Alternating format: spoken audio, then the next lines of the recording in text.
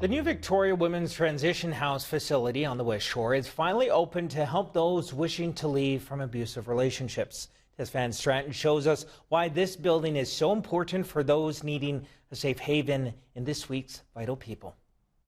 Here is one of our larger units. It is for a family with up to 3 or 4 children. We're getting a tour of the new Victoria Women's Transition House facility on the West Shore, and it's a game changer. Our shelter becomes full very quickly, and so then we needed to have another place for them to go after the shelter. It's very spacious. The 50-unit complex is secondary housing, a place for women and children fleeing domestic abuse to rebuild their lives. Previously, literally 15 years ago, people would come to the emergency shelter and they would, after 2 weeks, be able to find affordable housing, but Victoria has changed dramatically.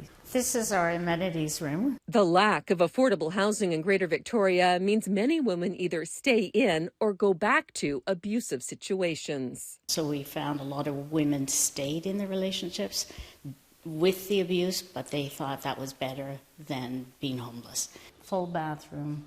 There are also 5 pet-friendly rooms, since the safety of fur babies is another reason women may be afraid to leave. And they can stay in these bright, self-contained units for up to 2 years. People have a chance to regroup themselves, recover, start healing, start counseling. And we give supports, we give them life skills to get out into the community. So they need the confidence, they need to have feeling like they can do it, because a lot of that has been stripped from them.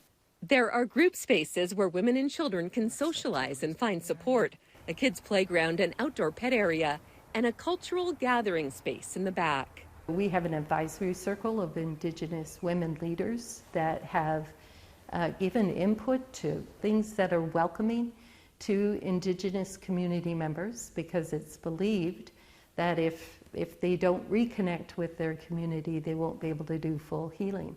That includes colorful Indigenous art at the door of each suite.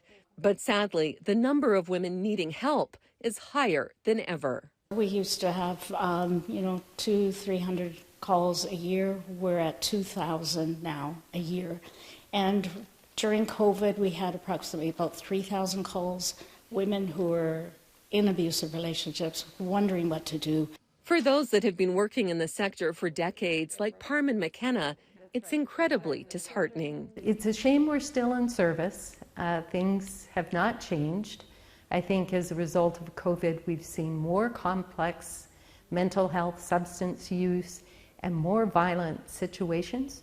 If you or someone you know needs help, you can call the Victoria Women's Transition House 24-hour crisis line at 250-385-6611.